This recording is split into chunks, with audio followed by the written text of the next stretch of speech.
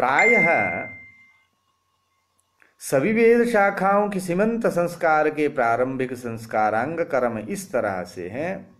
प्रातः नित्य कर्मों से निवृत्त होकर अपनी अपनी वेद शाखा की पद्धति के अनुसार विद्वान कर्मठ आचार्य को सत्कार पूर्वक निमंत्रण देकर उनके मार्गदर्शनानुसार घर के बाहरी मंडप में गर्भिणी पत्नी और पति सीमंतों ने इन संस्कार का संकल्प कर गणपति पूजन, पुण्याह वाचन, इस संस्कार में पुण्याह वाचन के कर्मांग देवता जो है धाता होते हैं, मातृका पूजन, नांदी श्राद्ध, ब्राह्मण वर्ण तथा होमस्थंडिल के संस्कार करके मंगल नामाग्नि का स्थापन करें।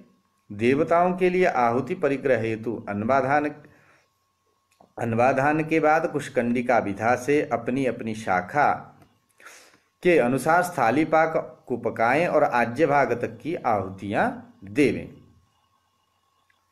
शुक्ल यजुर्वेदीय माध्यन्दिनी शाखा के अनुसार तिल और मूंग मिला हुआ चावल होम की अग्नि में पकाकर आज्य भाग की आहुतियों के बाद इन पके हुए तिल मूंग मिश्र चावल से ग्रासार्ध चरुमानन स्यात् इति शाकल्य प्रमाण। इसके अनुसार आधे ग्रास की मात्रा में यजमान पुरुष प्रजापति देवता के लिए आहुति देकर बची हुई चावल में से दूसरी आहुति स्विष्टकृत अग्नि के लिए दे। नवप्रायश्चित्त की घृताहुतियां देकर प्रोक्षणी पात्र में से संस्रव होम से स्रुवे में बचे हुए घृत का त्याग किया हुआ उसका संपात, उसका प्राशन कर वेदी की अग्नि के पश्चिम तथा पति की दाहिनी ओर गोबर से लिपे भद्रपीठ आसन पर पत्नी के बैठ जाने पर गूलर के 2 कच्चे फलों वाले एक डंठल को 3 कुशा 3 जगह सफेद हो ऐसे एक शाही वन्य पशु के कांटे, पीपल की एक कील जिसे वीरतर शंकु कहा जाता है और सूत कर्तन करने वाला लोह धातु का साधन, इन 5 वस्तुओं को एक साथ मिलाकर एक बार में ही पति स्त्री के सिर के बालों को ललाट से आरंभ कर मूर्धा तक सिर के दोनों बाजू विभक्त करते हुए व्याहृति त्रय मंत्र का उच्चारण करते हुए ऊपर की ओर मांग संभाल दे। यह पारस्कर गृह्य सूत्र के 1.15.4 पर विषय जो है प्रतिपादित हुआ। अथवा एक तीनों व्याहृतियों को अलग अलग उच्चारण करते हुए जिसे शास्त्रीय सीमंतों ने कहा है, इसी क्रिया को 3 बार करें।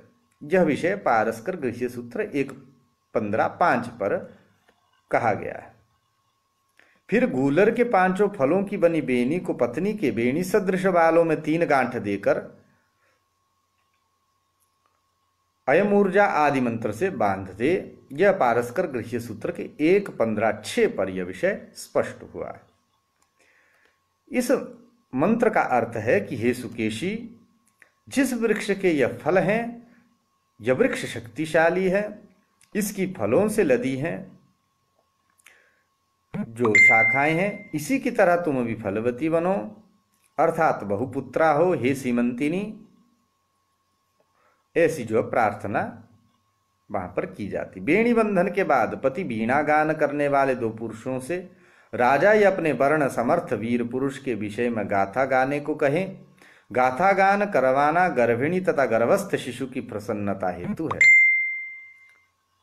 वीणा गाथिनौ राजानं संगायेताम यो वाप्यन्यो वीरतर इति पारस्कर गृह्य सूत्रे 1.15.7 पर।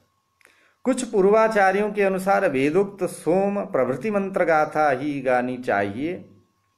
गाथा के अंत में गर्भिणी स्त्री को जिस नदी के समीप हो उसका प्रथमांत विभक्ति में नाम लेना चाहिए। नियुक्तामप्येके गाथा मुपोदाहरन्ति सोम आदि याम नदीमुपा वसिता भवति तस्यानाम गृह्णाति। पारस्कर गृह्य सूत्र 1.15.8 पर यह विषय स्पष्ट हुआ है। इसका मंत्रार्थ है कि हे नदियों, चंद्रमा हमारा स्वामी है और तुम स्वयं सोम रूपा हो, इसलिए तुम्हारे अभिमुक्त चक्र तट पर ये मानवी प्रजाएं बसी हुई हैं, अतः तुम हमारी रक्षा करो। बाद में जो भी कुलाचार, वृद्धाचार या शिष्टाचार, देशाचार हो, तदनुसार घर में गोद भराई रिवाज, रक्षा पोटली विधान आदि पूर्ण कर सकते हैं। सीमंतोन्नयन में केवल रूढ़ी रिवाज ही प्रधान नहीं है, वैश्य संस्कार का अंग मात्र है। प्रधान संस्कार कर्म तो शास्त्रोक्त विधा अपनी शाखा के होम पूर्वक गर्भिणी की मांग को निकालना आदि है, इसे करना चाहिए। ब्राह्मणों को दक्षिणा देकर सगोत्रीय ब्राह्मणों को जो है भोजन करवाएं,